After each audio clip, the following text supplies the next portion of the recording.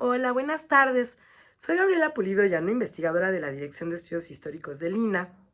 y esta tarde estoy aquí para platicarles acerca de un libro que escribí en coautoría con una de mis colegas más admiradas y además una gran amiga mía, la adoro, la doctora Laura Beatriz Moreno Rodríguez. El libro lleva por título El asesinato de Julio Antonio Mella, Informes cruzados entre México y Cuba. Antes de platicarles algunos aspectos del libro, solamente algunos, por si acaso se quedan picados con esta plática y desean adquirir el libro en el INAH, antes de pasar a platicarles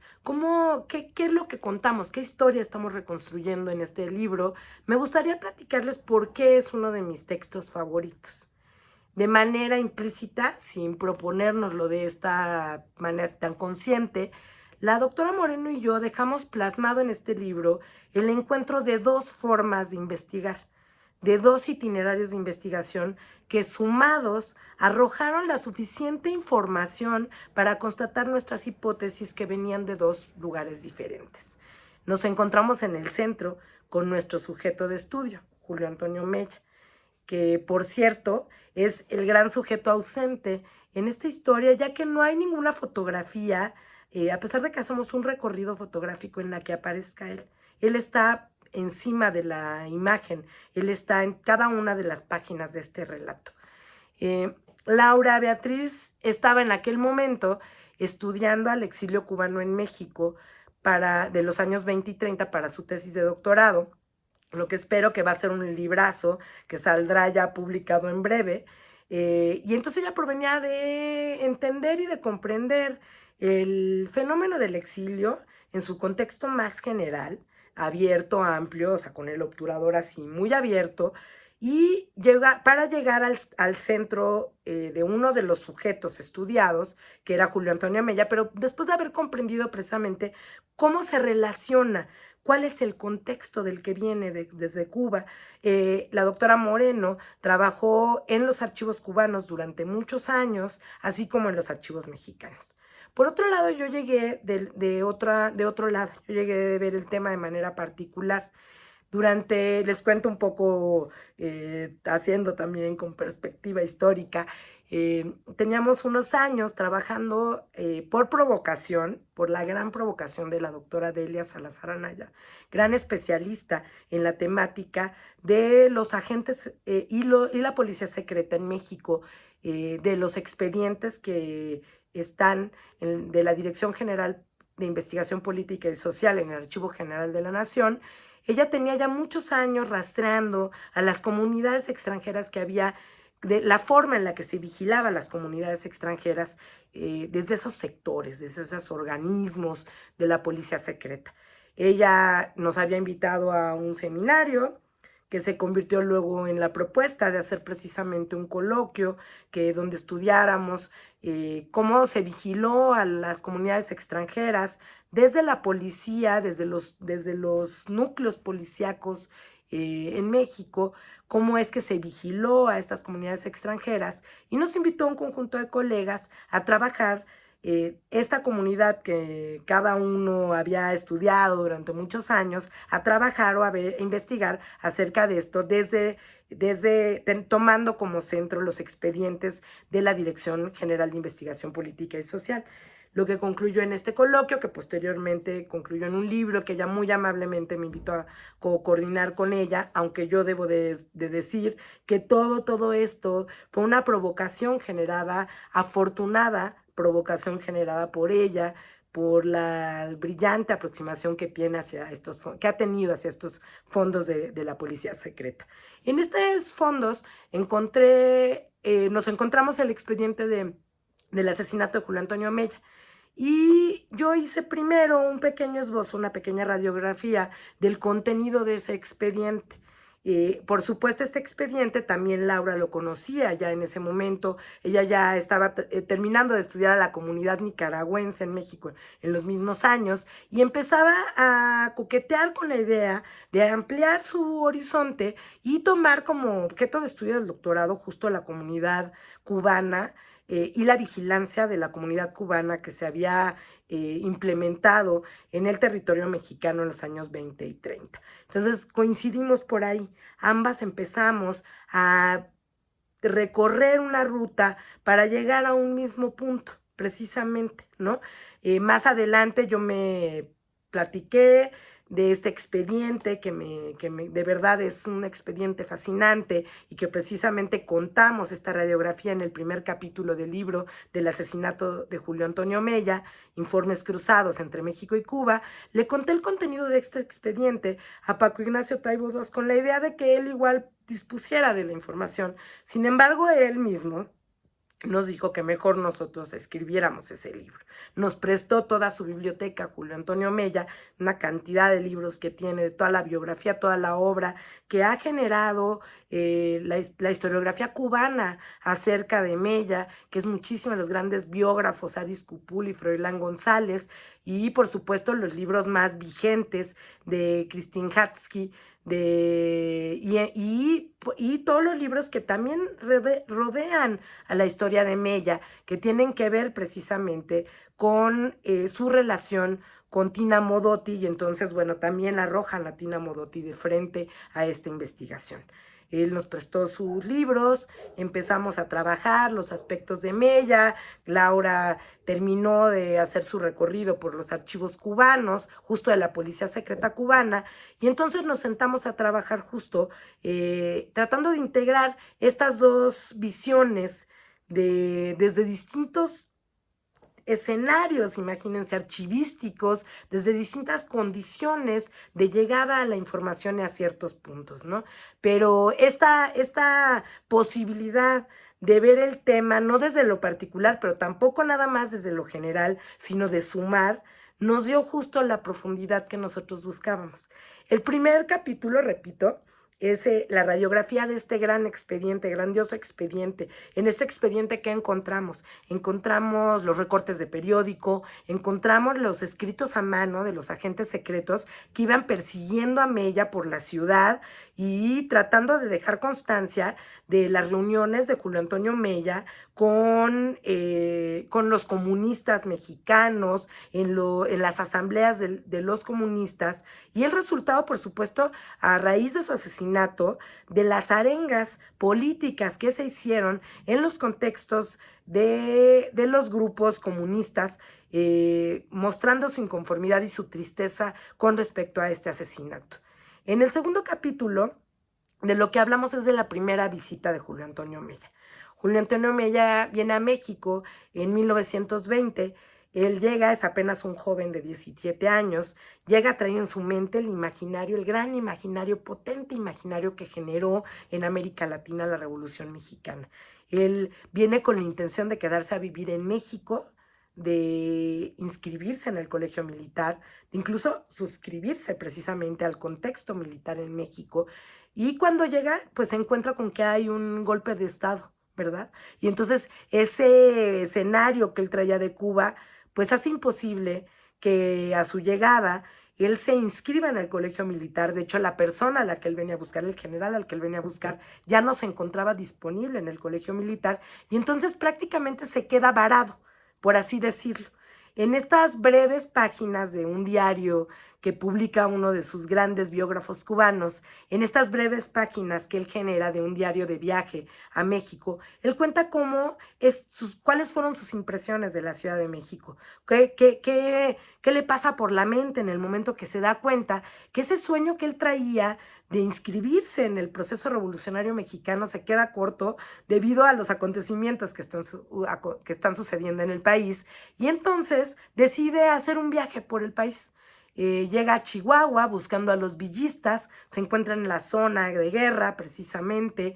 logra cruzar la frontera. Cuando llega a la frontera él ya se encuentra muy enfermo, y entonces su diario empieza a volverse el diario de una persona que está delirando, que tiene sueños de grandezas. Él mismo se ve a sí mismo como un hombre grande, como un héroe, ¿no? Que va a encabezar una revolución, y entonces toma la decisión de regresar a Cuba. Entonces el itinerario de viaje de él, no el nuestro, pero que nos lleva de la mano justo en estas breves páginas de ese diario muy íntimo, porque es un diario que, a diferencia de muchos escritos de viaje, de viajeros, sí plasma algunas impresiones, nos da cuenta de alguna parte de la geografía, de algunos de los sujetos y personajes con los que él se encuentra. Sin embargo, este diario es sobre todo un diario íntimo, un diario de cómo se va él encontrando, de cómo va él deseando volver a la tierra para empezar en Cuba una carrera precisamente que lo impulse a llevar algunos cambios importantes desde su punto de vista en lo social. ¿No? Ahí es donde él se asume como un activista, se asume en su visión política, se asume en su misión política, y ese desplazamiento del joven que llega con una cierta ingenuidad a buscar, a buscar que se cumplan las imágenes y los sueños que trae revolucionarios, regresa después de la fiebre y de la febrícula y de estos horizontes que le plantea justo la soledad, el haberse quedado sin dinero en el territorio mexicano, regresa a Cuba fortalecido, con la idea ya de dedicarse a hacerle un bien a la sociedad, de dedicarse a ser un libertador, ¿no? Él, sus sueños libertarios, pues, ¿no? En ese mejor sentido y en el sentido más amplio del término en ese momento. Para 1926, Julio Antonio Mella regresa ya como exiliado a México. Él, después de haber tenido una carrera, haber estudiado Derecho en Cuba, organizado, haberse encontrado como un gran activista, porque ustedes verán que en los 25 años de vida de este joven cubano, fue un prolífico escritor político, escribió de una manera muy impresionante las posibilidades de un hispanoamericanismo en algún momento, el latinoamericanismo del cual él fue un abanderado, y por supuesto del comunismo, en el cual primero se inscribió en el contexto cubano, después, bueno, al ser expulsado del Partido Comunista Cubano, él también llega a México. Aquí en México lo suman a las filas del Partido Comunista Mexicano, no solamente lo suman, sino que le dan un cargo de secretario al lado de Rafael Carrillo, muy importante, que bueno, que ya desde entonces ya hablaba de la personalidad y del conocimiento que aquí en México los comunistas tenían acerca de Julio Antonio Mella y de la importancia que tenía su figura. Estamos hablando de un joven de 25 años, repito nuevamente, ¿no? En este recorrido que hacemos en el libro, tomamos también algunos objetos del expediente como referentes para ir reconstruyendo la escena. En ese sentido, el libro es también una especie plantea una especie de recorrido del agente secreto que va encontrando las pistas y cómo estas pistas van llevando hacia precisamente la conclusión de un crimen que había sido visto desde otros enfoques, privilegiando otros enfoques, y al cual nosotros constatamos una hipótesis que muchos han sostenido, sobre todo en la historiografía cubana, que es que fue el gobierno cubano, el gobierno de Gerardo Machado, quien mandó matar a Julio Antonio Mella el día 10 de enero de 1929. Esa hipótesis de que fue el gobierno cubano que lo mandó matar parecía no tener fundamentos tan objetivos, igual que otras hipótesis que habían circulado en su momento y que eran bastante convincentes. Otra de las hipótesis era que lo había mandado precisamente por sus inclinaciones trotskistas, que lo había mandado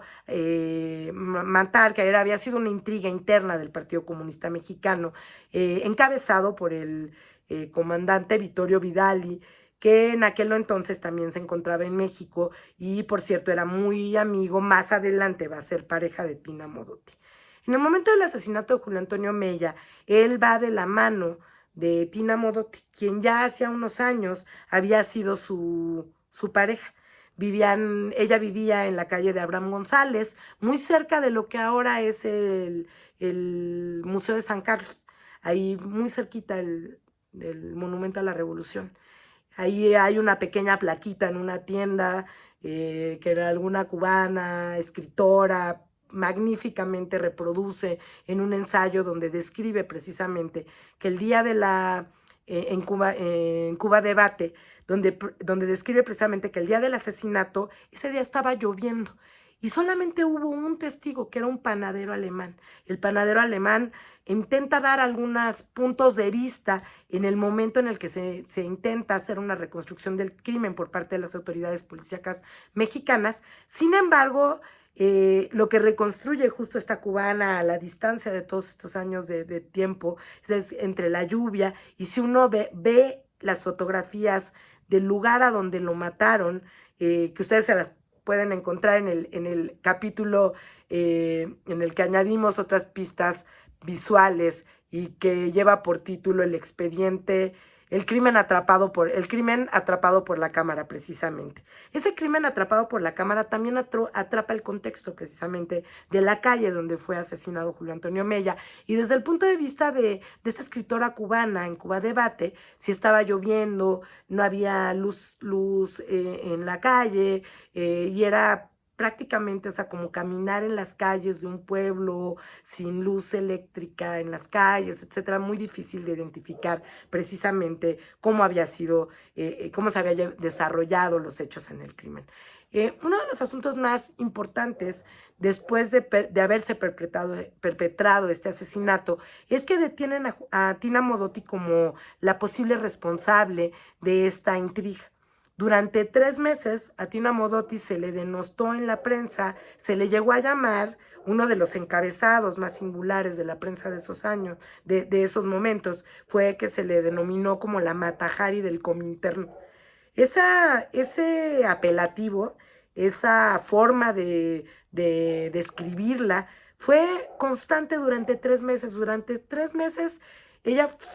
padeció la persecución, ya no solamente de la policía, que la mantenía interrogada constantemente y detenida en algún momento, en algún primer momento, interrogada constantemente y vigilada, por supuesto, sino también de la opinión pública. Fue un sujeto denostado por la opinión pública durante 3 meses porque la policía mexicana, a cuya cabeza estaba el famoso detective Valente Quintana,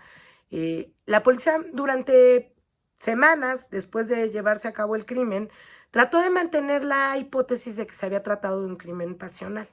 y encontraron algunos documentos en el departamento de Tina Modotti, en particular un plano donde se dibujaba la ruta hacia la casa de Tina Modotti, con los que ellos querían demostrar precisamente la culpabilidad de Tina.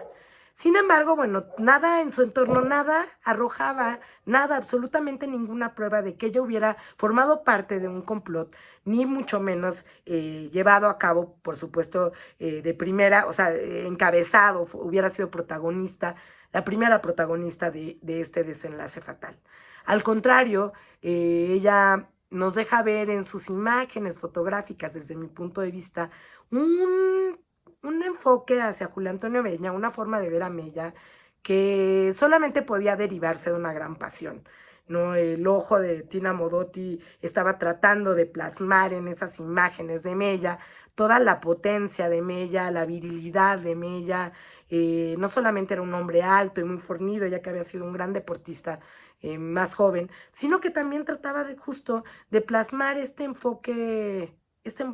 desde la pasión que ella sentía. Desde nuestro punto de vista también, lo discuten los biógrafos de Tina Modotti, tras este suceso ella se apaga, es cuando decide irse a Oaxaca y toma algunas decisiones con respecto a su participación en el Partido Comunista, algunas decisiones que la radicalizan, y en ese sentido, bueno, se encuentra más con otros colegas del Partido Comunista que con sus anteriores colegas, incluso sus amigos, cuando ella era pareja de Julio Antonio Mella, ¿no? En todo este desarrollo de la investigación criminal, que ustedes pueden ver las fotografías, las imágenes del Ministerio Público, acompañada a Tina Modotti de Diego Rivera en todo momento, que fue el encargado por parte del Partido Comunista Mexicano de llevar a cabo esta investigación. Ustedes pueden ver en estas imágenes a Tina Modotti acompañada de gente, y bueno, están los policías, y entonces lo que se ve es precisamente a esta Tina Modotti que está siendo hostigada por la presencia policíaca, ¿no? Y por otro lado, también reconstruimos con las fotografías que se encuentran en el CINAFO, en la fototeca de Lina, estas fotografías acerca de, bueno, algunas se encuentran en la fototeca de Lina y otras nos las proporcionó amabilísimamente nuestra adorada doctora Rebeca Monroy. Fueron imágenes que tomó el Gordo Díaz, Enrique el Gordo Díaz, para los periódicos, tomaron periódicos acerca del cortejo fúnebre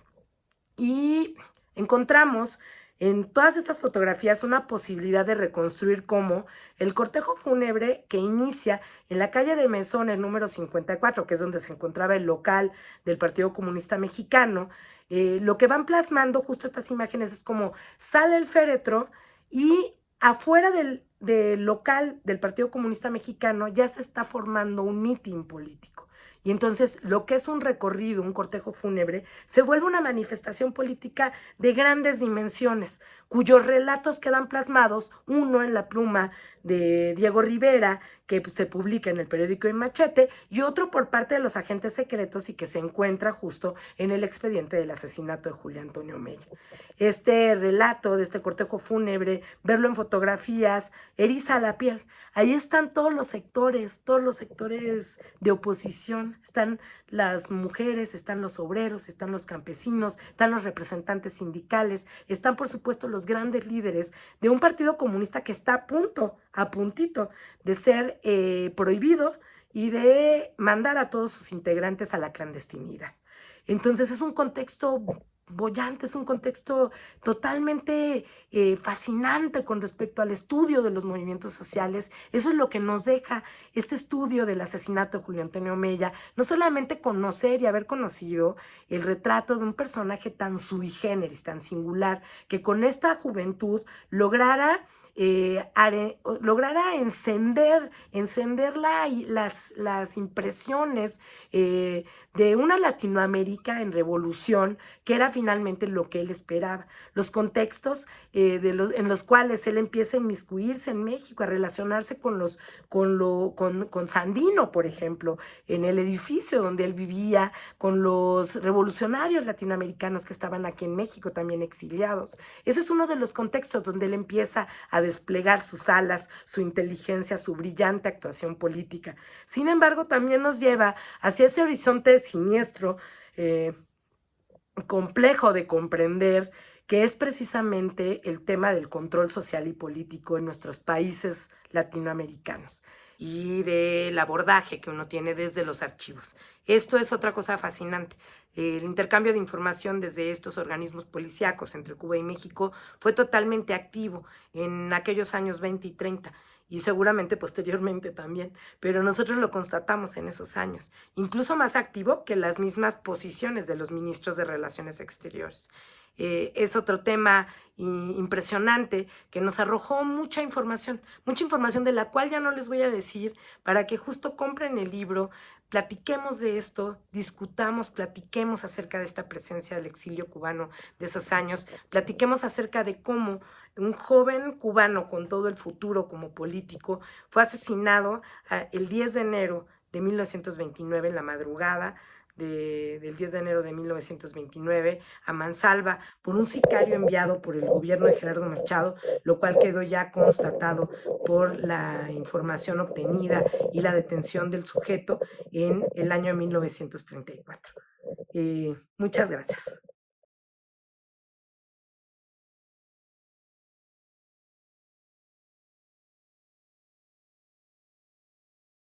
Instituto Nacional de Antropología e Historia. Secretaría de Cultura. Gobierno de México.